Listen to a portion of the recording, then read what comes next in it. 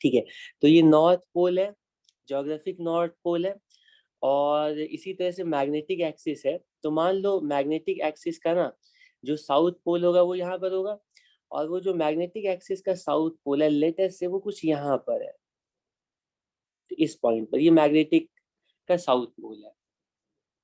ठीक है, ये ज्योग्राफिक का नॉर्थ है, मैग्नेटिक का साउथ है, और दोनों एक जगह पर नहीं आते, एक्चुअली वो डिफरेंट, और वो रफली 800 किलोमीटर उनके बीच की एक्चुअल डिस्टेंस होती है। तो अगर किसी पॉइंट पर हमें पूछा जाए कि ये बताओ कि ज्योग्राफिक मेरिडियन कौन सा होगा, तो ज्योग्राफिक मेरिडियन ये वाली लाइन होगी, ये तुम इसको इमेजिन कर पा रहे हो, ये वाला प्लेन होगा। ठीक है, इस तरह से ये वाला जो प्लेन है ना, ये ज्योग्राफिक मेरिडियन आएगा। ठीक है, ये ज्योग्राफिक मेरिडियन, ये इसको ब्लैक से ही रखते हैं, क्यों, ज्योग्राफिक मेरिडियन ये वाली लाइन है। ठीक, इसमें कोई प्रॉब्लम नहीं है।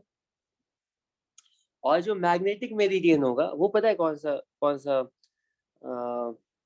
ये वाला ऐसे सर्कल होगा इस तरह से, कि इस तरह से वापिस आएगा इधर, और ये वाली लाइन इस तरह से, इस तरह से वापिस आएगी।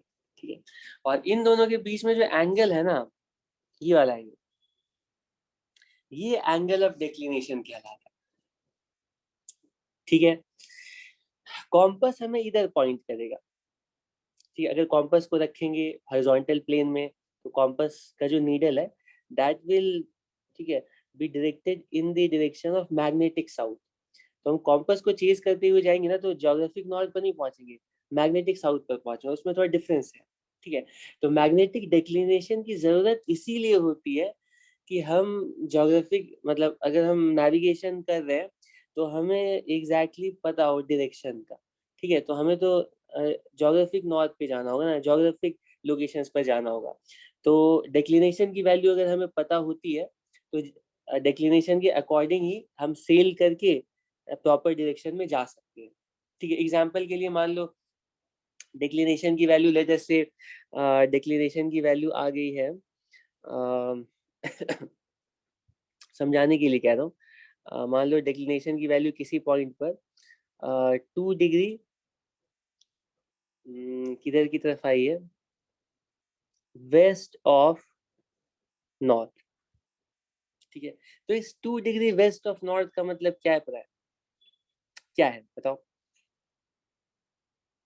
मतलब जो मैग्नेटिक मेरिडियन है उस पर्टिकुलर पॉइंट पर, वो ज्योग्राफिक से 2 डिग्री वेस्ट ऑफ नॉर्थ होगा। ठीक है, तो अगर मान लो ये अर्थ का कोई सरफेस का कोई पॉइंट है। ठीक है, और यहाँ पर हम खड़े हैं। ठीक है, तो यहाँ पर हमें मैग्नेटिक डायरेक्शन होगी कुछ, ये जो मैग्नेटिक डायरेक्शन होगी वो मैग्नेटिक मेरिडियन होगी। इसके परपेंडिकुलर प्लेन इमेजिन करो, ये मैग्नेटिक मेरिडियन है। ठीक है, मैं हॉरिजॉन्टल फ्लोर ड्रॉ कर रहा हूँ, और ये हॉरिजॉन्टल फ्लोर है अर्थ की सरफेस पर।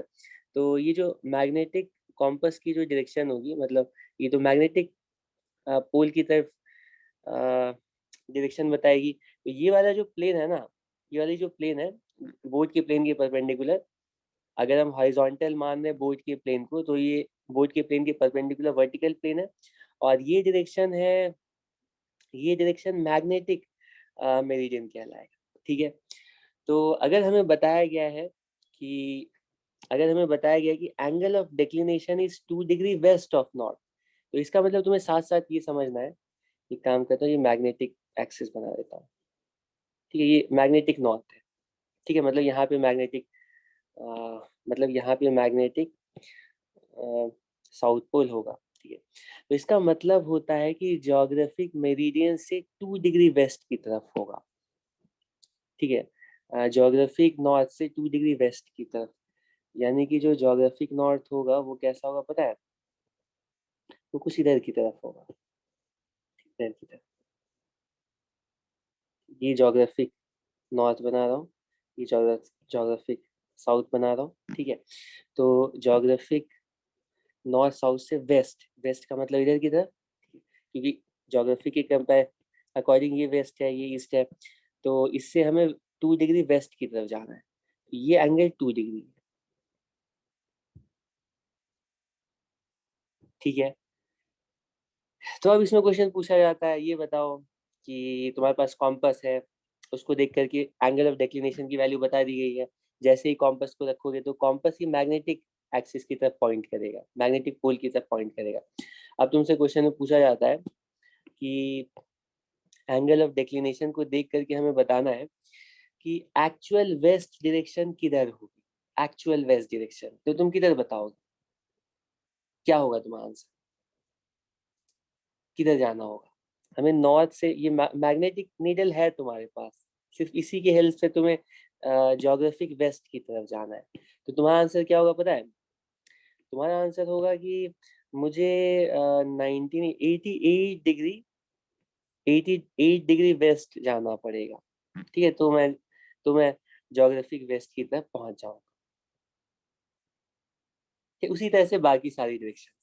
ये पॉइंट क्लियर है सबको? ठीक है, तो जो मैग्नेटिक मेरिडियन होता है, सॉरी एंगल ऑफ डिक्लिनेशन होती है, वो ज्योग्राफिक से मैग्नेटिक मेरिडियन कितने एंगल पर होती है, इसको रिप्रेजेंट करती है, ना कि इसका उल्टा। ठीक है, ज्योग्राफी के रिस्पेक्ट में मैग्नेटिक कितने एंगल पर आ गया है, उसको हम एंगल ऑफ डिक्लिनेशन बोलते हैं। Okay, very well.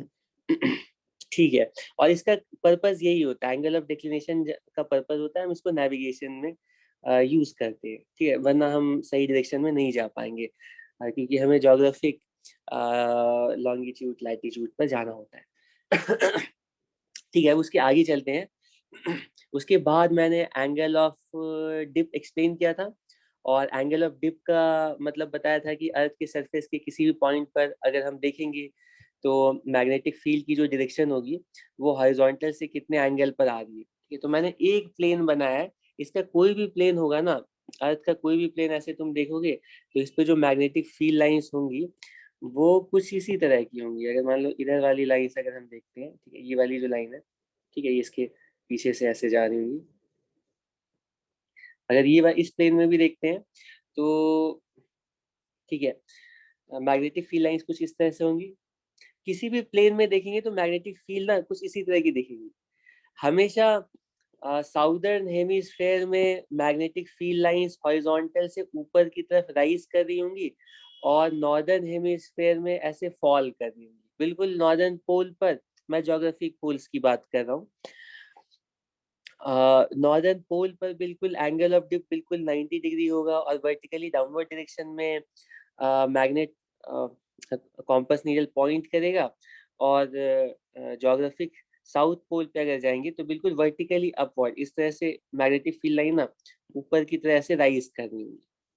ठीक है, ये पॉइंट भी क्लियर है? यहाँ तक भी किसी को कोई प्रॉब्लम है तो पूछो मुझे। तो यहाँ तक अगर किसी को कोई प्रॉब्लम है तो मुझे बताओ। गुड गुड गुड, यहाँ तक किसी को कोई प्रॉब्लम नहीं है? एंगल ऑफ डिप क्या होता है इसमें तो कोई प्रॉब्लम नहीं, मेजर कैसे करना है वो अभी सारा एक्सप्लेनेशन अभी दूंगा। मुझे बताओ एंगल ऑफ डिप क्या होता है, इसमें तो कोई प्रॉब्लम नहीं है ना? हम अर्थ के किसी भी पॉइंट पर हैं तो वहां पे कुछ नेट मैग्नेटिक फील्ड की डायरेक्शन होगी। ठीक, और वो मैग्नेटिक फील्ड की डायरेक्शन 100% मैग्नेटिक मेरिडियन में ही होगी, क्योंकि जो मैग्नेटिक फील्ड लाइंस है ना वो मैग्नेटिक एक्सिस से पास करती है, तो मैग्नेटिक फील्ड हमेशा मैग्नेटिक मेरिडियन में रहनी है। अब उस मैग्नेटिक मेरिडियन में जो नेट मैग्नेटिक फील्ड की डायरेक्शन है वो हॉरिजॉन्टल से कितने एंगल पर है, ये एंगल ऑफ डिप कहलाएगा। ठीक है, ठीक है, तो आगे चला जाए। ठीक है, अब ये सब टॉपिक जो है ना टूल्स प्रॉपर हो तो ज्योग्राफिक मेरिडियन से कि मैं, नहीं नहीं नहीं, ज्योग्राफिक मेरिडियन गायब हो गया। अब सिर्फ मैग्नेटिक मेरिडियन की बात कर रहे हैं। एंगल ऑफ डिप का लेना देना मैग्नेटिक फील्ड लाइन से है, नेट मैग्नेटिक फील्ड से है। तो एंगल ऑफ डिप का मतलब तो यही होता है किसी भी पॉइंट पर कि उस पॉइंट पर नेट मैग्नेटिक फील्ड, ठीक है, नेट मैग्नेटिक फील्ड हॉरिजॉन्टल से कितने एंगल पर आ रही है। ठीक है, लेकिन ऑब्वियसली जो मैग्नेटिक नेट मैग्नेटिक फील्ड है और मैग्नेटिक फील्ड लाइन है वो उस पॉइंट पे मैग्नेटिक मेरिडियन में ही लाई करेगी। ठीक है, ये तो ऑब्वियस है ना। ठीक है, ये तो मैंने कल थोड़ा एक्सप्लेन किया था। अगर ये एक्सप्लेन करना है तो इसके लिए मुझे एक फिगर, ठीक है, बोरो करनी पड़ेगी। अच्छा अच्छा, तुम एंगल ऑफ डिक्लिनेशन की बात कर रहे हो। नहीं नहीं, वो तो वो तुम देख लेना, ठीक है। वो इन दोनों के बीच का ही एंगल है, किसका किसमें लेना है तो वो तुम उसको चेक कर सकते हो बाद में, वो पॉइंट नहीं है। एंगल ऑफ डिप के बारे में बताओ, इसमें तो किसी को कंफ्यूजन नहीं है ना। Angle of dip, angle of dip, okay. Well, अब हम कैलकुलेट करना स्टार्ट करते हैं। अगर ये फिगर दिमाग में अच्छे से है और मैं एक ही प्लेन में फील्ड लाइंस बनाऊं, ऐसी फील्ड लाइंस ना इधर वाले प्लेन में भी है, ठीक है, इस तरह से भी आएगी, और फिर कुछ इधर वाले प्लेन में भी आएगी, है ना, और ऐसी फील्ड लाइन कुछ, ठीक है, इधर ऐसे वाले प्लेन में भी आएगी, और इस तरह से चारों डायरेक्शन में मैग्नेटिक फील्ड लाइंस होंगी, ठीक है। ओके ओके ओके, ठीक है। अब हम स्टार्ट करते हैं। इसलिए एक काम करता हूँ, थोड़ा सा मैं वीडियो तो मैं चाहता था कि नहीं करना पड़े मुझे, ठीक है, लेकिन ये ऐसा टॉपिक है जिसको,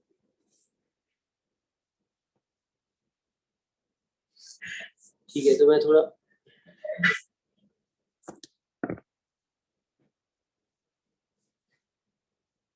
वीडियो सबको दिख रहा है? Yes sir. ठीक है, तो मैं तुम्हें एक्सप्लेन करना चाहता हूँ, ठीक है। तो हम लोग क्या है, अभी अर्थ के सरफेस पे, ठीक है, अर्थ के सरफेस के किसी भी पॉइंट पर है, और हमें मान लो magnetic field angle of dip calculate करना है, ठीक है। एंगल ऑफ डिप यहाँ पर कितना होगा, मैं जिस पॉइंट पर हूँ वहां पे एंगल ऑफ डिप कितना होगा।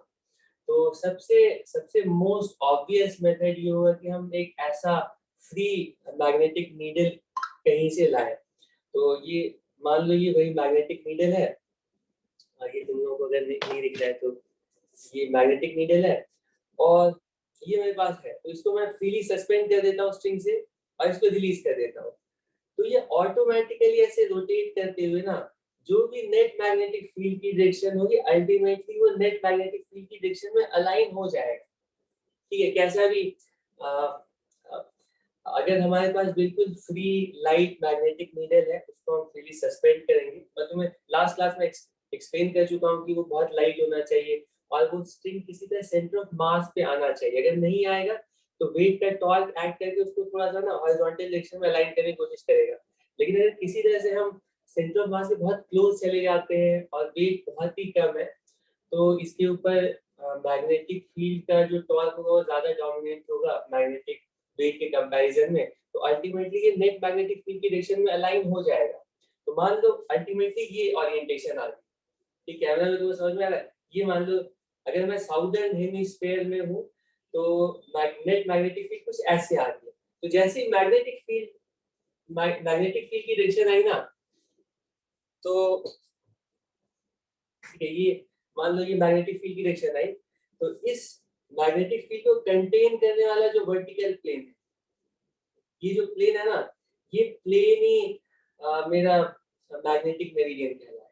ये मान लो मैग्नेटिक फील्ड कुछ यूं आ जा रही है, मान लो मैं नॉर्दर्न हेमिस्फीयर में, नॉर्दर्न हेमिस्फीयर में मैग्नेटिक फील्ड ऐसे फॉल हो रही है, ठीक है, वो जाकर के पोल पे फॉल होगी, लेकिन यहाँ पे जो मैग्नेटिक फील्ड की डायरेक्शन है वो कुछ ऐसी होगी, ठीक, डाउनवर्ड डायरेक्शन में। तो इसको कंटेन करने वाला जो प्लेन होगा, इसको कंटेन करने वाला जो प्लेन होगा, ये ये मैग्नेटिक मेरिडियन होगा, ठीक है। इसको तुम एक्सटेंड करो, ये मैग्नेटिक मेरिडियन होगा, ठीक है, ओके, ठीक है। तो अब अगर हमें नेट मैग्नेटिक फील्ड, मान लो एग्जांपल के लिए, मान लो नेट मैग्नेटिक फील्ड की डायरेक्शन कुछ यूं आ गई है, ठीक, कैमरा में सही से एंगल है इसलिए बता रहा हूँ, नेट मैग्नेटिक फील्ड कुछ ऐसे आ रही है, और हमारा जो मैग्नेटिक मेरिडियन है वो ये मैग्नेटिक मेरिडियन, ठीक है, ये मैग्नेटिक मेरिडियन आ गया। अब पूछा जा रहा है कि ये नेट मैग्नेटिक फील्ड की डायरेक्शन है, ये मैग्नेटिक मेरिडियन हो गया। हमेशा net magnetic field magnetic meridian में ही ऑब्वियसली आएगी। अब क्वेश्चन है कि एंगल ऑफ डिप कितना होगा, तो एंगल ऑफ डिप जो है ना, वो नेट मैग्नेटिक फील्ड और ये हॉरिजॉन्टल डायरेक्शन, ठीक है, हॉरिजॉन्टल डायरेक्शन, इनके बीच का एंगल, ये वाला जो एंगल है ना, यही ये वाला जो एंगल है, ये वाला एंगल, ये एंगल ऑफ डिप है, ठीक है। तो अब क्वेश्चन ये है कि अगर हमारे पास इस तरह का मैग्नेट हो ना, इस तरह का नीडल हो जो कि फ्रीली रोटेट कर सकता है, तो उससे हम एंगल ऑफ डिप कैलकुलेट कर सकते हैं। लेकिन हमारे पास कॉम्पस, और ये मान लो कॉम्पस है, कॉम्पस के लिए कोई दूसरा ऑब्जेक्ट मैं यूज करता हूँ, कॉम्पस के लिए दूसरा ऑब्जेक्ट, ये है हमारा कॉम्पस, ठीक है। और इस कॉम्पस में ये नीडल है, ठीक है। और नीडल इस कॉम्पस के प्लेन में फ्रीली रोटेट कर सकता है, इस प्लेन के बाहर ऐसे नहीं आ सकता है, ठीक है। तो अगर मैग्नेटिक फील्ड कॉम्पस के प्लेन में रहेगी, तो ये जो नीडल है ना, वो जो भी नेट डायरेक्शन रहेगी उधर की तरफ अल्टीमेटली अलाइन हो जाएगा, ठीक है। ये पॉइंट क्लियर है। अगर हमारे पास कॉम्पस है तो कॉम्पस को देख करके हम उस कॉम्पस के प्लेन में नेट फील्ड किधर आ रही है ये बता सकते हैं। इसमें कोई प्रॉब्लम नहीं है कि तुम लोग थोड़ा अनम्यूट करके कोई मुझे रिप्लाई दो, या फर्कली कुबैर एटलीस्ट तुम लोग मुझे अनम्यूट करके रिप्लाई करते जाना, ठीक है। नहीं तो मुझे पता नहीं चलेगा कि वहां से डिस्कनेक्ट भी हो गया है और मैं कंटिन्यू करता रहूंगा, ठीक है। आवाज आ रही है सबको? Yes sir. ठीक है, वेरी वेल। अब मैं कह रहा हूँ कि अब कॉम्पस को यूज करके मुझे एंगल ऑफ डिप मेजर करना है, तो मैं एक काम करता हूँ, अगर किसी तरह से, कैसे करेंगे पता नहीं है, लेकिन मैं कह रहा हूँ कि अगर किसी तरह से मैं अपने कॉम्पस का प्लेन ना, पहले एक चीज मैं सेट कर लेता हूँ। अभी के लिए तुम मान लो मैं जहां पर हूँ वहां पे नेट मैग्नेटिक फील्ड कुछ यूं आ रही है, और जो मैग्नेटिक मेरिडियन है वो ये वाला प्लेन है, ठीक है। कि मतलब तुम कैमरा से देख रहे हो तो तुम्हारे सामने जो ये प्लेन है ना, मतलब ये जो बॉल का प्लेन है, इसी को तुम इमेजिन करो कि ये मैग्नेटिक मेरिडियन, ठीक, जो बॉल का प्लेन तुम्हें दिख रहा है, इसी को इमेजिन करो कि यही मैग्नेटिक मेरिडियन है, और नेट मैग्नेटिक फील्ड इसी डायरेक्शन में इस लोकेशन पर एक्चुअली प्रेजेंट है, ठीक है।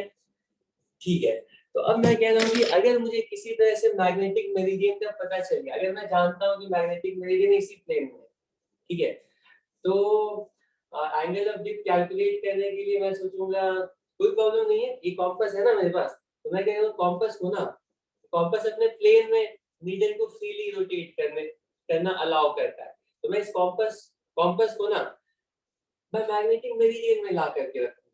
अगर मेरे कॉम्पस का प्लेन मैग्नेटिक मेरिडियन में आ जाता है, तो उस केस में ये जो नीडल है ना, रोटेट करके बिल्कुल, अगर मेरा कॉम्पस मैग्नेटिक मेरिडियन में आ जाता है तो कॉम्पस का जो नीडल है वो अल्टीमेटली रोटेट करके हमेशा थ्रू नेट मैग्नेटिक फील्ड की डायरेक्शन में ही अलाइन होगा, ठीक है। नेट मैग्नेटिक फील्ड कुछ अगर ऐसे है तो कॉम्पस का जो नीडल है ना वो बिल्कुल नेट मैग्नेटिक फील्ड की डायरेक्शन में अलाइन होगा, और इस कॉम्पस के अंदर रीडिंग को देख करके, इसमें एंगल्स की डिमार्केशन होती है, हम रीडिंग को देख करके एंगल ऑफ डिप की वैल्यू डायरेक्टली बता सकते हैं। तो किसी तरह से कॉम्पस को बिल्कुल मैग्नेटिक मेरिडियन में ले आते हैं, तब तो हमें एंगल ऑफ डिप की वैल्यू पता चले। लेकिन प्रॉब्लम ये है कि हमें मैग्नेटिक मेरिडियन पता नहीं होता है, पता होता है तो फिर कॉम्पस की क्या जरूरत थी, मतलब फिर हम कैलकुलेट क्यों करते। हमें मैग्नेटिक मेरिडियन पता ही नहीं है, वो इधर है इधर, हमारे पास सिर्फ एक कॉम्पस दे दिया गया है, अब हमें पता लगाना है कि एंगल ऑफ डिप कितनी होगी। तो पहले तो हमें सोचना पड़ेगा कि मैग्नेटिक मेरिडियन किधर होगा, है ना, और मैग्नेटिक मेरिडियन पता चल जाएगा तो फिर इस कॉम्पस को यूज करके हम पता लगा पाएंगे कि एंगल ऑफ डिप किधर होगा, कितना होगा, ठीक है। अब मेरा दूसरा क्वेश्चन है कि लेट अस से, थोड़ा तुम लोग सोचना कि इसका क्या आंसर होगा। मैं कह रहा हूँ कि वर्टिकल प्लेन में हम अगर कॉम्पस को रखते हैं और वर्टिकल प्लेन में भी एग्जैक्टली मैग्नेटिक मेरिडियन में रखते हैं, तो फिर कॉम्पस का जो नीडल होगा वो through net earth magnetic field की डायरेक्शन में अलाइन होगा और एंगल ऑफ डिप की वैल्यू डायरेक्टली पता चल जाएगी। बाकी अगर हम यूं रखते हैं कॉम्पस को, यूं रखते हैं और किसी ओरिएंटेशन में रखते हैं तो नीडल किधर जाएगा अभी पता नहीं है। मेरा दूसरा क्वेश्चन है कि अगर तुमसे बोला जाए कि ये बताओ कि हम कॉम्पस को ना बिल्कुल हॉरिजॉन्टल प्लेन में रखते हैं, ठीक है, ये कॉम्पस है थोड़ा सा मैं टिल्ट करके दिखा रहा हूँ, लेकिन तुम इमेजिन करना कि कॉम्पास हॉरिजॉन्टल प्लेन में, तो ये मेरा कॉम्पास है और इसमें ऐसे करके मैंने ये इसके अंदर ये नीडल है फ्रीली रोटेट कर सकता। अगर मैं इस कॉम्पास को बिल्कुल हॉरिजॉन्टल प्लेन में रखूंगा, ठीक है, तो उस केस में ये नीडल किधर पॉइंट करेगा, कैसे पता चलेगा बताओ?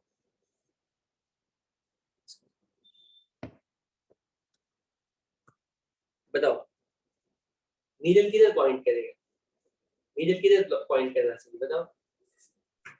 So dip का horizontal अरे component. ये हॉरिजॉन्टल प्लेन में मैंने रखा हुआ है कॉम्पास को, कि इसका जो ये कॉम्पास का प्लेन है ना, इसको थोड़ा हटा रहा हूँ, बस इसका नीडल यहाँ पे दिखा रहा ताकि तुम विजुअलाइज करो।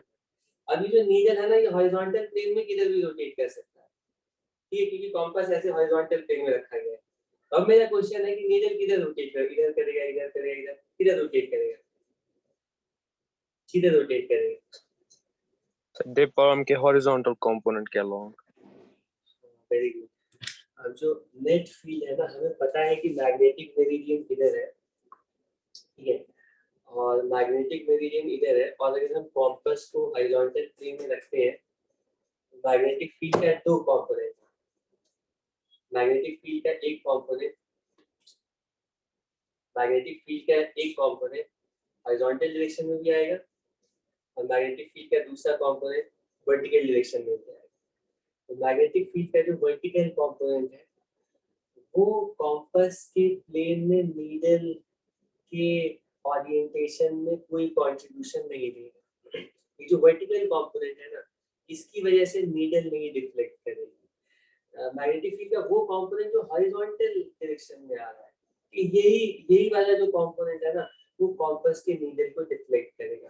तो जैसे ही हम कॉम्पास को लाएंगे और कॉम्पास को हॉरिजॉन्टल प्लेन में रखेंगे, तो अल्टीमेटली क्योंकि इधर की तरफ मैग्नेटिक फील्ड का हॉरिजॉन्टल कंपोनेंट है, तो इस डायरेक्शन में कॉम्पास पॉइंट करेगा, ठीक है। तो इसी तरह से हम लोग नेविगेशन भी यूज करते हैं।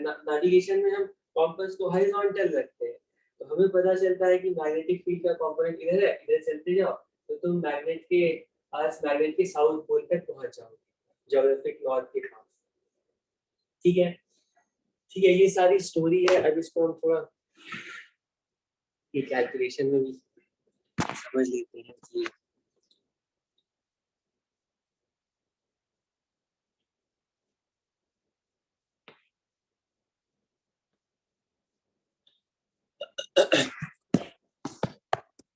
यस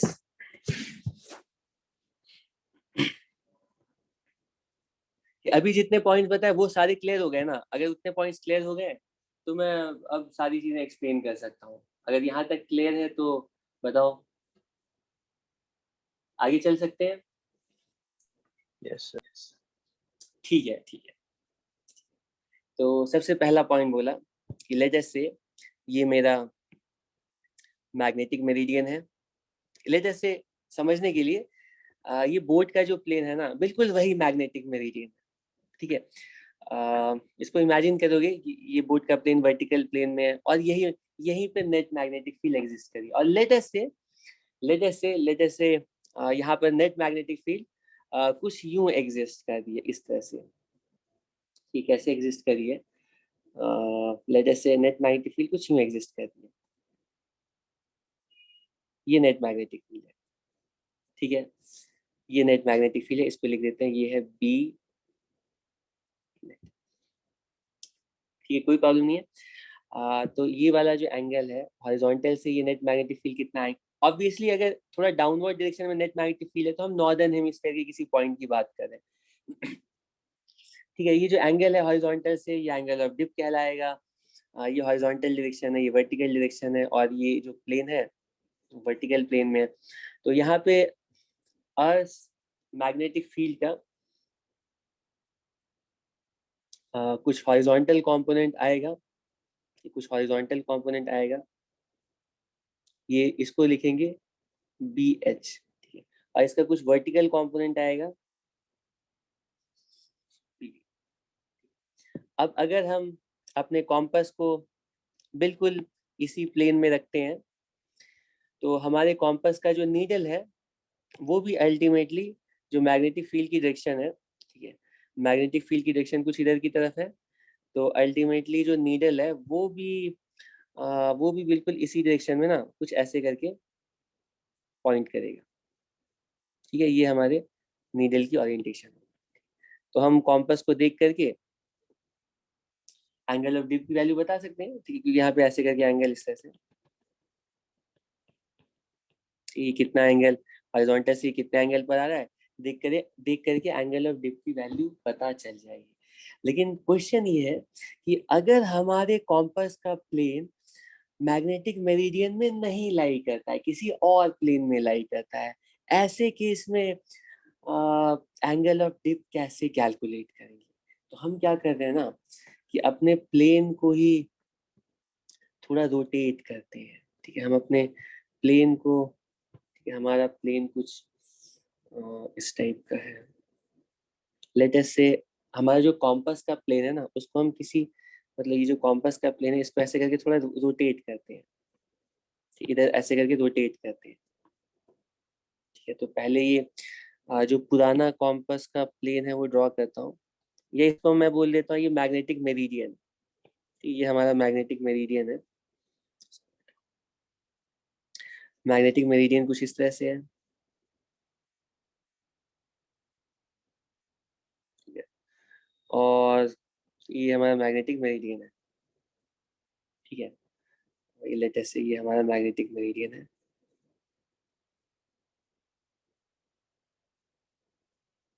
चलो यही तक है। ठीक है, इसमें कोई प्रॉब्लम नहीं है। इसके बाद हम क्या करते हैं कि कॉम्पास के प्लेन को ना रोटेट करते हैं। तो जो कॉम्पास का रोटेटेड प्लेन है वो ट्राई कर रहा हूँ ड्रॉ करने की। इसको थोड़ा इमेजिनेशन, अब वो तुम्हारी इमेजिनेशन पर डिपेंड करता है। इस वर्टिकल प्लेन को ही ना मैं थोड़ा रोटेट कर रहा हूँ, रोटेट करने की कोशिश कर रहा हूँ। तो रोटेट करने के बाद जो पोजीशन है, ठीक है, 1 2 3, रोटेट करने के बाद जो पोजीशन है वो ड्रॉ कर रहा हूँ। ठीक है, और इसको थोड़ा, ठीक है, रोटेट करने के बाद जो पोजीशन है वो ड्रॉ करने की कोशिश कर रहा हूँ। तो ये जो प्लेन है ना, ये है कॉम्पास का प्लेन, जहां पे मैं कॉम्पास रखा हूँ। और ये वाला जो प्लेन है ये मैग्नेटिक मेरिडियन है। ठीक है, तो net magnetic field magnetic meridian में एग्जिस्ट कर रही है कुछ इस तरह से। ठीक है, अब मैं उसको यहाँ पे नेट फील्ड को नहीं ड्रॉ कर रहा हूँ। ठीक है, मैग्नेटिक मेरिडियन में सिर्फ नेट मैग्नेटिक फील्ड के कंपोनेंट्स ड्रॉ कर रहा हूँ, क्योंकि मैं प्रॉपरली उसको मैं यहाँ पर ड्रॉ नहीं कर पाऊंगा। तो ये मेरे मैग्नेटिक फील्ड का हॉरिजॉन्टल कंपोनेंट था, इसकी वैल्यू थी बी कॉस डेल्टा। और ये मेरे नेट मैग्नेटिक फील्ड का वर्टिकल कंपोनेंट है, तो इसकी वैल्यू थी बी साइन डेल्टा। ठीक है, अब मैं कह रहा हूँ कि अगर मान लो हम अपने कॉम्पास के प्लेन को ना थीटा से ऐसे करके रोटेट करते हैं, ये एंगल थीटा है। तो ये एंगल थोड़ा तुम समझ रहे हो ये एंगल कैसे आ रहा है? ये एंगल ऐसे थीटा है, ये वाला एंगल थीटा है। तो अगर हम थीटा से रोटेट करते हैं तो हमारे कॉम्पास के प्लेन में नेट मैग्नेटिक फील्ड कितनी आएगी? ऑब्वियस है कि अर्थ मैग्नेटिक फील्ड का जो वर्टिकल कंपोनेंट है ना, वो तो पूरा पूरा हमारे कॉम्पास के प्लेन में भी अपीयर होगा। मैग्नेटिक मेरिडियन में अर्थ मैग्नेटिक फील्ड का जो वर्टिकल कंपोनेंट है जितना था, ये वर्टिकल कंपोनेंट उतना ही हमारे कॉम्पास के प्लेन में भी अपीयर होगा। लेकिन जो अर्थ मैग्नेटिक फील्ड का हॉरिजॉन्टल कंपोनेंट है वो पूरा पूरा हमारे कॉम्पास के प्लेन में नहीं आ पाएगा। ठीक है, ऑब्वियसली ये जो अर्थ मैग्नेटिक फील्ड का जो हॉरिजॉन्टल कंपोनेंट है इसका एक पार्ट ही हमारे कॉम्पास के प्लेन में अपीयर होगा। और वो पार्ट कितना होगा उसका कंपोनेंट लेकर के बता सकते हैं। अगर ये कॉम्पास का प्लेन मैग्नेटिक मेरिडियन से थीटा एंगल पर है तो जो हॉरिजॉन्टल कंपोनेंट है ना वो 100% डिक्रीज होगा। ठीक है, वर्टिकल कंपोनेंट तो सेम रहेगा, तो हॉरिजॉन्टल कंपोनेंट 100% डिक्रीज करेगा। हॉरिजॉन्टल कंपोनेंट कितना होगा बताओ, कितना होगा? वो डिक्रीज करके ना वो कुछ यहाँ पर आ गया होगा, ये होगा। और ये हॉरिजॉन्टल कंपोनेंट की वैल्यू बोलेंगे। कॉम्पस के प्लेन में अर्थ हॉरिजॉन्टल, मैं सिर्फ हॉरिजॉन्टल कंपोनेंट बोल रहा हूँ, उसका मतलब होगा कि नेट अर्थ मैग्नेटिक फील्ड का हॉरिजॉन्टल कंपोनेंट। सिर्फ वर्टिकल कंपोनेंट बोलूंगा, इसका मतलब होगा नेट अर्थ मैग्नेटिक फील्ड का वर्टिकल कंपोनेंट। तो मैं कह रहा हूँ वर्टिकल कंपोनेंट पूरा पूरा कॉम्पस के प्लेन में अपीयर होगा, लेकिन हॉरिजॉन्टल कंपोनेंट पूरा पूरा कॉम्पस के प्लेन में नहीं अपीयर होगा। हॉरिजॉन्टल कंपोनेंट का एक पार्ट ही कॉम्पस के प्लेन में आएगा। कितना पार्ट आएगा, ठीक है, इसका कितना पार्ट आएगा, तो इसका हम इसको भी कंपोनेंट्स में डिवाइड करेंगे और ये बोलेंगे ये होगा बी एच कॉस थीटा के इक्वल।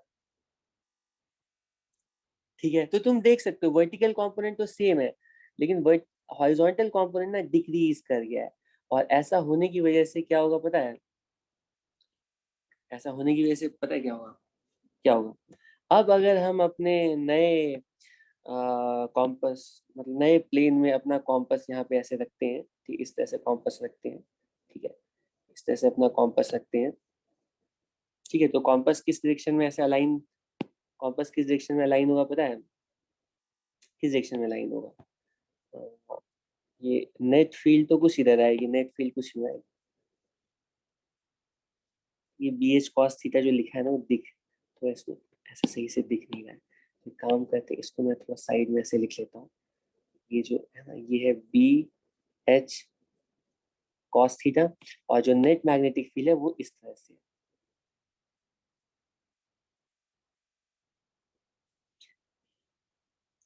ठीक है। रिजल्टेंट मैग्नेटिक फील्ड जो कॉम्पस के प्लेन में अपीयर होगी वो कुछ होगी, कुछ ऐसे होगी। और ये जो एंगल है ना, अब कॉम्पस के प्लेन में जो नेट मैग्नेटिक फील्ड है वो हॉरिजॉन्टल से कितना एंगल बना रही, इसको हम बोलते हैं एपरेंट एंगल ऑफ डिप, ठीक है। जो हमें कॉम्पस के प्लेन में जो कॉम्पस की डायरेक्शन है, कॉम्पस नीडल की डायरेक्शन, वो हॉरिजॉन्टल से कितने एंगल पर है, इसको बोलते हैं apparent angle of dip, apparent angle of dip, ठीक है। तो जो कॉम्पस है ना वो कुछ ठीक है यूं ऐसे करके इधर की तरफ आएगा, और कॉम्पस की डायरेक्शन को देख करके, अरे ये क्या कर दिया, कॉम्पस की डायरेक्शन को देख करके हम एपरेंट डिप की वैल्यू निकाल सकते हैं, ठीक है। तो एपरेंट डिप की वैल्यू कितनी होगी, इस बार ये होगी, ये जो एंगल है ना ये डेल्टा डैश है, ठीक है।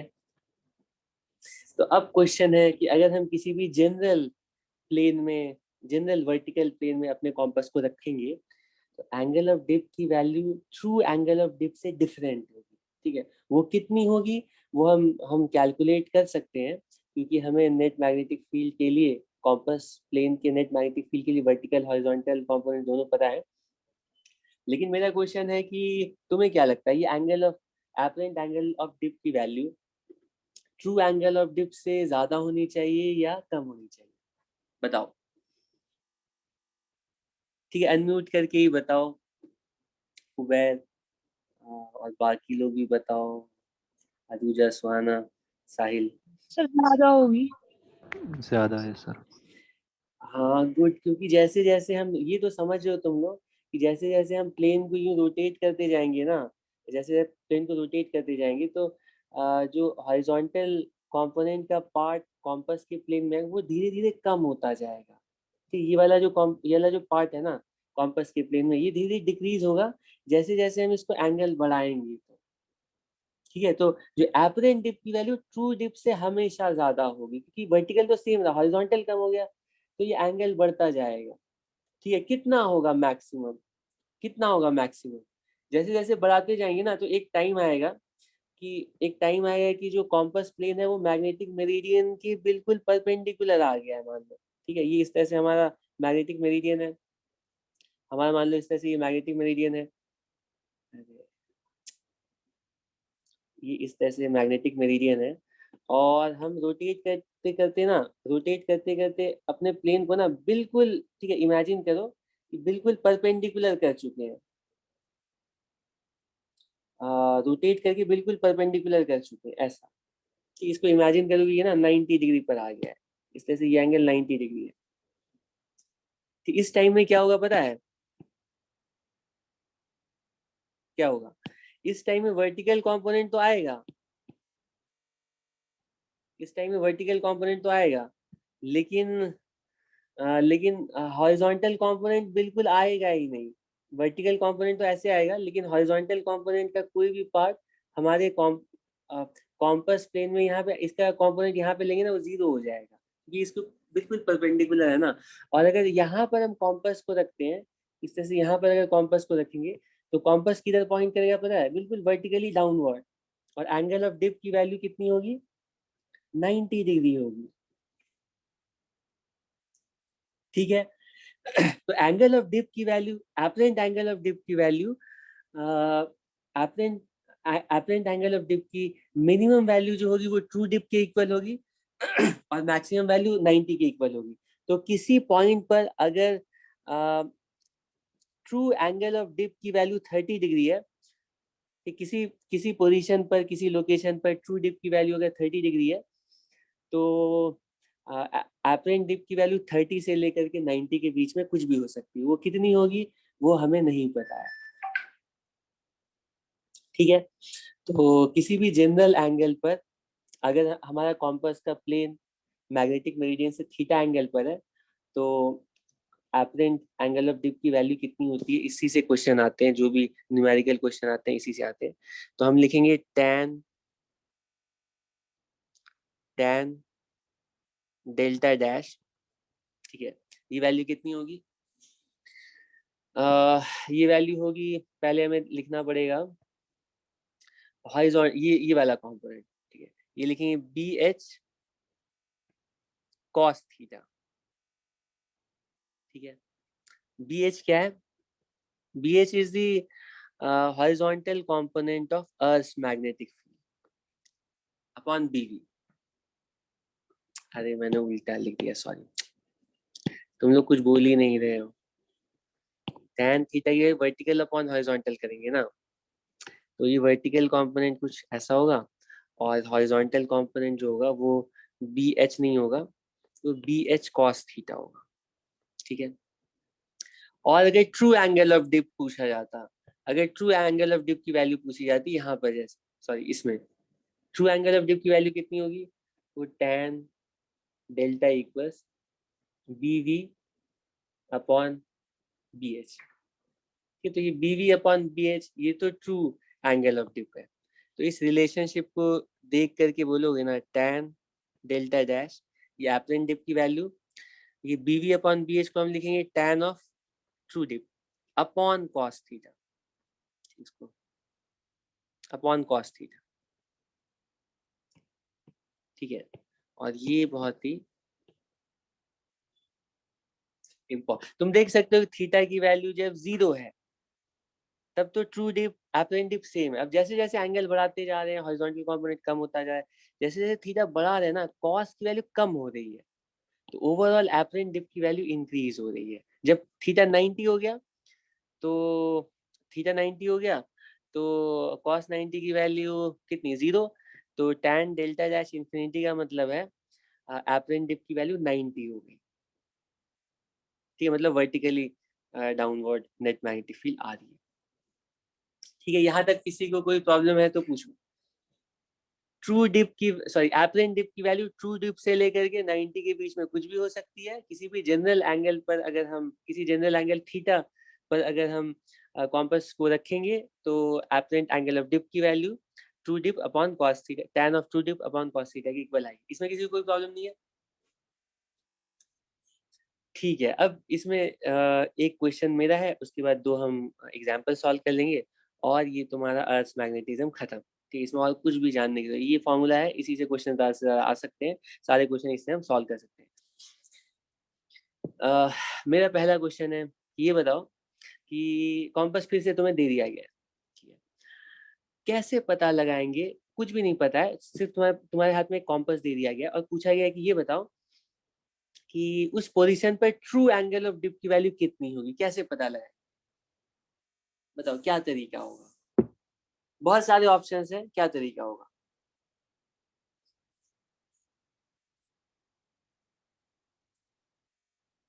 बताओ।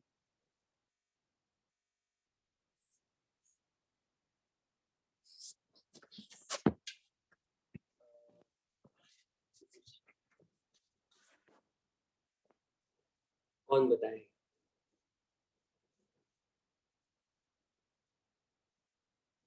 वीडियो आ रहा है क्या?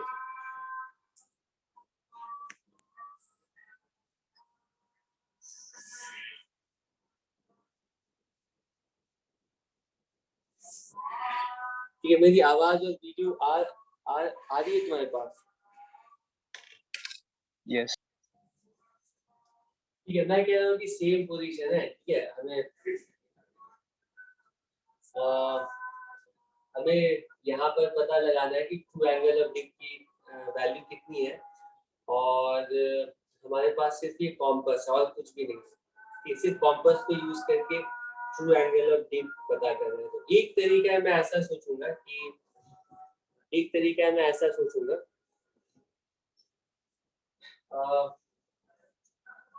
एक बार मुझे मैग्नेटिक मेरिडियन पता चल जाए। अगर मैग्नेटिक मेरिडियन पता चल गया तो मैग्नेटिक मेरिडियन में कॉम्पस को रखूंगा और ट्रू एंगल ऑफ डिप की वैल्यू कैलकुलेट करूंगा। मैग्नेटिक मेरिडियन कैसे पता लगाया जाए? तो सबसे कॉमन अप्रोच, सबसे सिंपल अप्रोच तो ये होगा, तुम बोलोगे हॉरिजॉन्टल प्लेन में रख देते हैं कॉम्पस को और फिर नीडल को देखते हैं।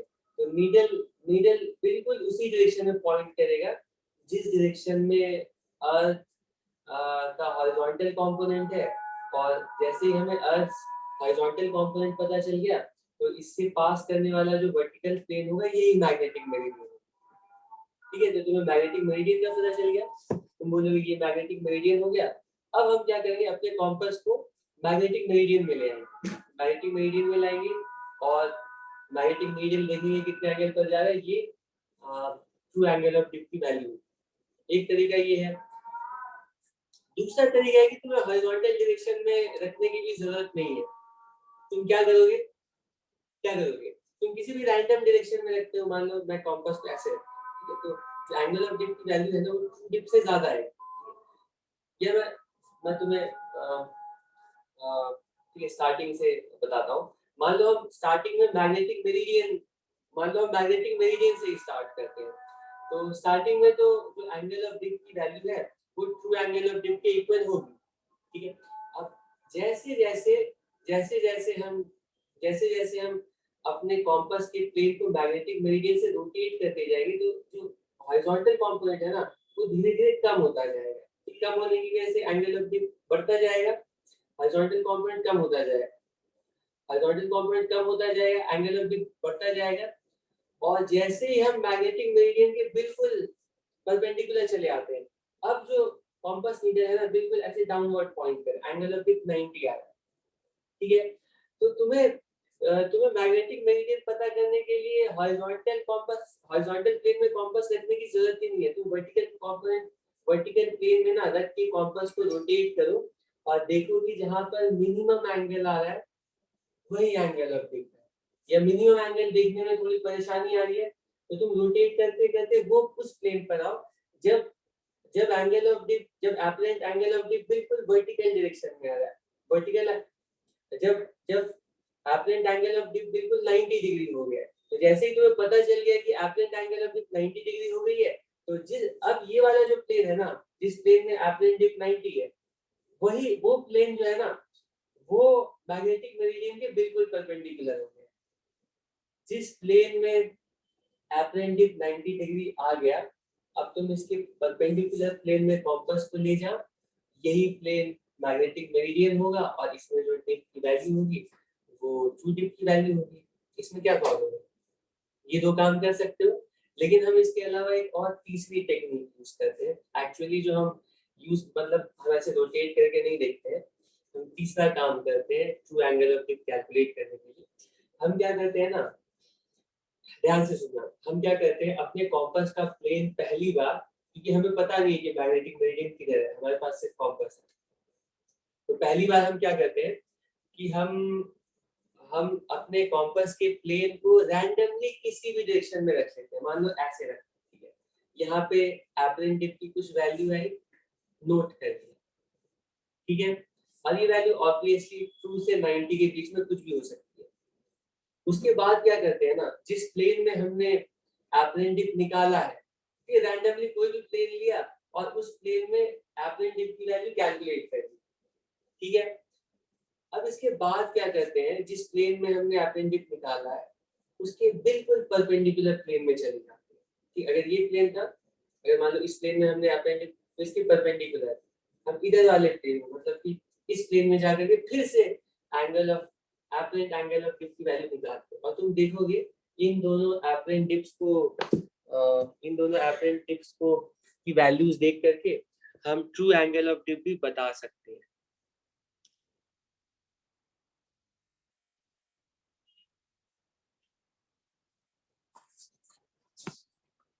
ठीक है, स्क्रीन सबको दिख रहा है?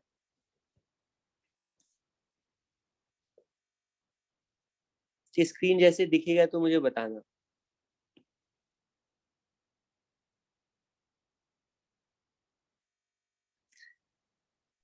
Yes.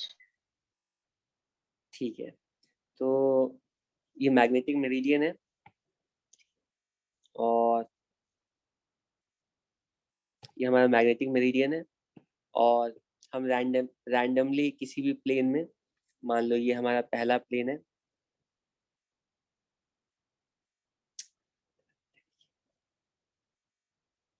ये मान लो हमारा पहला प्लेन है जहां पर कॉम्पास को रखा।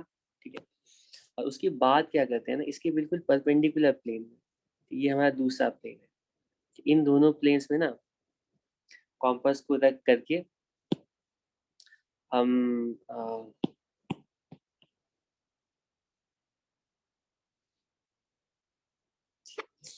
इन दोनों प्लेन्स में रख करके हम एपरेंट डिप की वैल्यू निकालते हैं। तो इनका मैं टॉप व्यू ड्रॉ करूंगा। ये जो एंगल है ना, ये पहला वाला जो कॉम्पास प्लेन है, लेटेस्ट से पहला वाला जो प्लेन है वो लेटेस्ट से मैग्नेटिक मेरिडियन से कोई भी थीटा एंगल पर हो सकता है। अगर पहला वाला प्लेन थीटा एंगल पर है तो जो दूसरा वाला प्लेन होगा ना वो ऑब्वियसली 90 माइनस थीटा पर होगा। ठीक है, दूसरा वाला जो ये 90 माइनस थीटा होगा।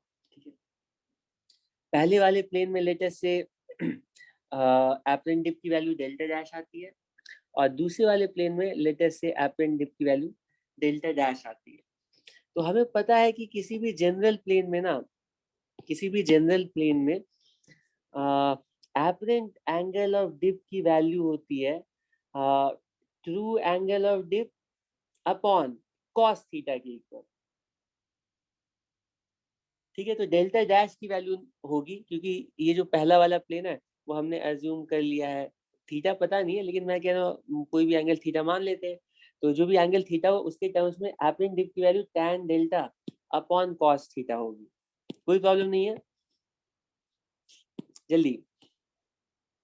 ठीक है, अब उसके बाद जो ये दूसरा वाला प्लेन है ना, यहाँ पर हम एपरेंट डिप की वैल्यू लिखते हैं। ये वैल्यू कितनी आएगी, tan डेल्टा डैश, इसकी वैल्यू कितनी आएगी, tan delta upon cos of what, cos of 90 minus theta, क्योंकि दूसरा वाला जो प्लेन है वो मैग्नेटिक मेरिडियन से 90 माइनस थीटा एंगल पर है।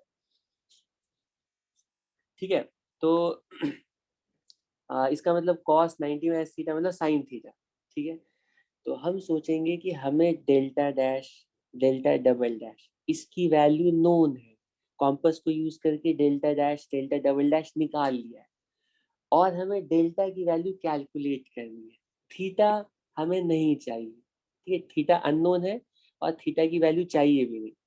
तो हमें क्या करना पड़ेगा, डेल्टा कैलकुलेट करने के लिए ना हमें थीटा को एलिमिनेट करना पड़ेगा, क्योंकि थीटा साइन थीटा और कॉस थीटा के टर्म्स में है। तो साइन थीटा और कॉस थीटा को एलिमिनेट करने का सबसे आसान तरीका होता है क्या, क्या होता है बताओ? सबसे Squaring आसान on both. हाँ, स्क्वायरिंग एंड एडिंग। तो कॉस थीटा की वैल्यू देखेंगे, साइन थीटा की वैल्यू लिखेंगे और स्क्वायर करके ऐड कर देंगे। ठीक है, इसमें क्या प्रॉब्लम है? तो एक काम करते हैं, हम लिखेंगे कॉस थीटा की जो वैल्यू होगी ना, चलो ऐसे लिखता हूँ, कॉस थीटा की जो वैल्यू होगी, कॉस थीटा की जो वैल्यू होगी वो होगी tan डेल्टा, इसको मैं tan को थोड़ा हाईलाइट करके लिखता हूँ, tan डेल्टा, ये हमें कैलकुलेट करना, अपॉन tan डेल्टा डैश, ये इसको लिख देता हूँ cot डेल्टा डैश। ठीक है, और उसी तरह साइन थीटा की वैल्यू होगी tan डेल्टा अपॉन अपॉन क्या tan डेल्टा डबल डैश, तो ये होगा cot डेल्टा डबल डैश, ठीक है। तो इसको स्क्वायरिंग एंड एडिंग कर दो, तो स्क्वायरिंग एंड एडिंग करने के बाद लेफ्ट हैंड साइड में 1 आएगा और राइट हैंड साइड में tan स्क्वायर डेल्टा आएगा और इसके अंदर आएगा cot square delta dash plus cot square delta double dash, ठीक है। तो ये या तो हम इसको भी इधर ले आते तो सही रहता, लेकिन कोई बात नहीं, अभी ले आते हैं। तो cot स्क्वायर जो है ना, tan स्क्वायर को दूसरी साइड ले जाएंगे तो ये होगा cot स्क्वायर डेल्टा की वैल्यू होगी cot square delta dash plus cot square delta double dash, और यही हमारा आंसर। इसमें कोई प्रॉब्लम है? यही रिलेशनशिप ऐसे भी लिखा रहता है 1 by tan square delta equals 1 by tan square delta dash 1 by tan square delta double dash, ठीक है। तो तुम्हें डेल्टा डैश पता है, डेल्टा डबल डैश पता है, उनके cot स्क्वायर लेकर के ऐड करो तो तुम्हें ट्रू एंगल ऑफ डिप की वैल्यू भी पता चल जाएगी। बताओ, इसमें किसी को कुछ पूछना है, कोई डाउट है, कोई कंफ्यूजन है यहाँ तक? यहाँ तक किसी को कोई प्रॉब्लम है? ठीक है, तो चलो हम टाइम की वजह से एक क्वेश्चन सिर्फ और ले लेते हैं, दूसरा क्वेश्चन नहीं लेते हैं। और ये क्वेश्चन ये है कि हमें अर्थ के सरफेस पर लैम्डा लैटिट्यूड वाले पॉइंट पर एंगल ऑफ डिप की वैल्यू कैलकुलेट करनी है, considering earth magnet to be small,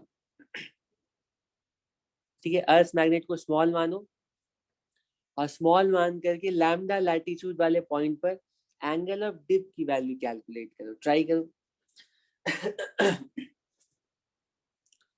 ठीक है, लैटिट्यूड मतलब तो पता है ना तुम्हें, लैटिट्यूड का मतलब ये इक्वेटर है, ये इक्वेटर लाइन है, और यहाँ से लैम्डा एंगल पर, ठीक है, लैम्डा लैटिट्यूड का मतलब होगा यहाँ से लैम्डा ये वाली लाइन, ठीक है। इसी पॉइंट पर हमें कैलकुलेट करना है कि एंगल ऑफ डिप की वैल्यू कितनी होगी, मतलब हॉरिजॉन्टल, यहाँ पे हॉरिजॉन्टल ये वाली लाइन होगी, वर्टिकल ये वाली लाइन होगी, तो हमें हॉरिजॉन्टल से पता लगाना है कि नेट मैग्नेटिक फील्ड कितने एंगल पर है।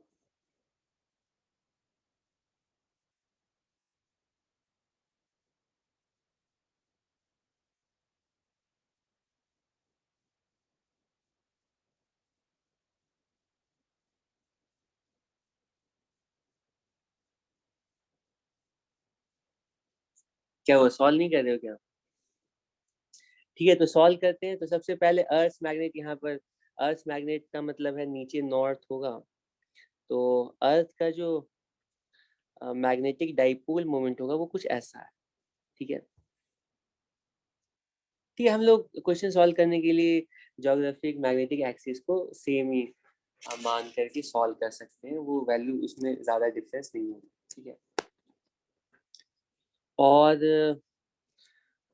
किसी पॉइंट पर, ठीक है, मैग्नेटिक डाइपोल मोमेंट ऐसे कुछ डाउनवर्ड डायरेक्शन में होगा और इसको हम m मान लेते हैं, ये जो मैग्नेटिक मोमेंट है वो m है, ठीक है। अब हमें बताना है कि इसको थोड़ा बड़ा ही ड्रॉ करता हूँ ताकि थोड़ा इसको थोड़ा बड़ा ड्रॉ करता हूँ ताकि, ठीक है, एंगल्स थोड़ा ड्रॉ करना आसान हो। ये हमारा मैग्नेटिक मोमेंट है, ठीक है। अब हमें किसी रैंडम पॉइंट पर, ये डाइपोल है ना, मैग्नेटिक डाइपोल है, उसकी वजह से तुम्हें नेट मैग्नेटिक फील्ड की डायरेक्शन निकालनी है। नेट मैग्नेटिक फील्ड की डायरेक्शन पता चल जाएगी तो तुम्हें एंगल ऑफ डिप की वैल्यू भी पता चल जाएगी। तो हम क्या करेंगे, वैसे तो हमें रिजल्ट भी याद होता है कि अगर ये डाइपोल है तो थीटा एंगल पर ये फाई की वैल्यू कितनी होती है और मैग्नीट्यूड कितना होता है, ये सब पता है, तुम डायरेक्टली भी अप्लाई कर सकते हो अगर फॉर्मूला प्रॉपरली, तो सेम आंसर आ जाएगा। अगर फॉर्मूला याद नहीं भी है तो भी कोई प्रॉब्लम नहीं है, हम बोलेंगे इसका 2 कंपोनेंट होगा, ठीक, इसके 2 कंपोनेंट्स होंगे। एक तो इनके 2 कंपोनेंट्स होंगे, इसको मैं थोड़ा साइड में कर दूं अगर कोई प्रॉब्लम नहीं है तो, या इसको यहाँ पे ड्रॉ कर दूं, चलो कर देते हैं। तो इसका एक कंपोनेंट होगा, इसका एक कंपोनेंट होगा आर के अलोंग, मतलब ये एक्चुअली आर के ऑपोजिट जाएगा ऐसे, ठीक है। एक तो आर के ऐसे ऑपोजिट करेंगे और एक आर के परपेंडिकुलर ये होगा, ठीक है। साइड में इसलिए बना है कि मैं तुम्हें बता पाऊंगा ये जो एंगल है ना ये उतना ही होगा जितना कि लैटिट्यूड है। देख करके बताओ, गलत कह रहा हूँ? ठीक है, तो इसको अब मैं थोड़ा पीछे कर देता हूँ तो तुम्हें कोई प्रॉब्लम नहीं होनी चाहिए, ठीक है ना। अब इन दोनों कंपोनेंट्स की वैल्यू कितनी कितनी है, तो इसको ये कॉस लैम्डा है, साइन लैम्डा है, कोई बात नहीं, इसको मैं कहता हूँ कि ये एम परपेंडिकुलर है और ये एम पैरेलल, ठीक है।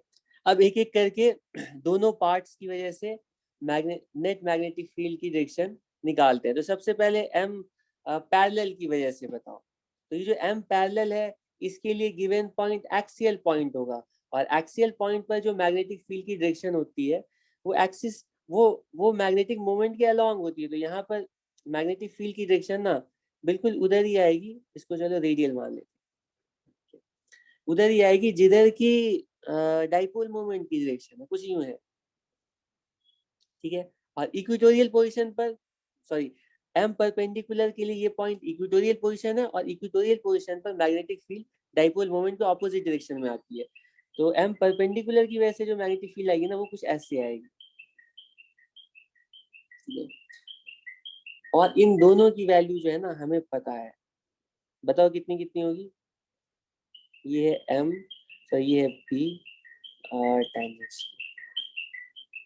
ये थीटा लिखो, टी लिखो, ठीक है। रेडियल कंपोनेंट की वैल्यू बताओ ये कितनी होगी, क्योंकि एक्सियल पॉइंट है तो इसको लिखेंगे 2 के का मतलब है म्यू नॉट अपॉन 4 पाई, यहाँ पर 2 के पी अपॉन आर क्यूब, तो यहाँ पे 2 के एम अपॉन आर क्यूब होगा। एम का मतलब एम पैरेलल है, और ये एम पैरेलल की वैल्यू चेक करो, ये है एम साइन लैम्डा, ठीक है। उसी तरह से एम परपेंडिकुलर की वैसे कैलकुलेट करते हैं, ये वैल्यू कितनी आएगी, ये के पी अपॉन आर क्यूब होती है, तो म्यू नॉट अपॉन 4 पाई, और एम का मतलब है एम कॉस लैम्डा इस बार, ठीक है, अपॉन आर क्यूब।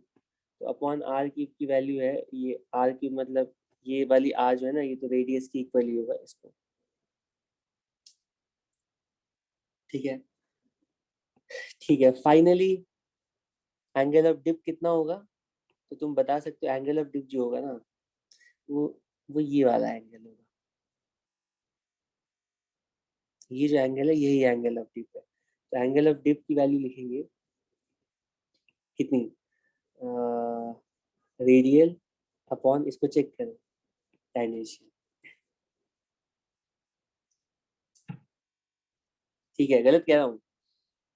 अब देख के जरा बताओ tan डेल्टा की वैल्यू कितनी आ रही है, रेडियल की वैल्यू 2 साइन लैम्डा आ रही है, बाकी सारे टर्म्स कैंसिल होंगे, 2 साइन लैम्डा, और टेंजेंशियल की वैल्यू आ रही है कॉस लैम्डा, बाकी सारे टर्म्स कैंसिल होंगे।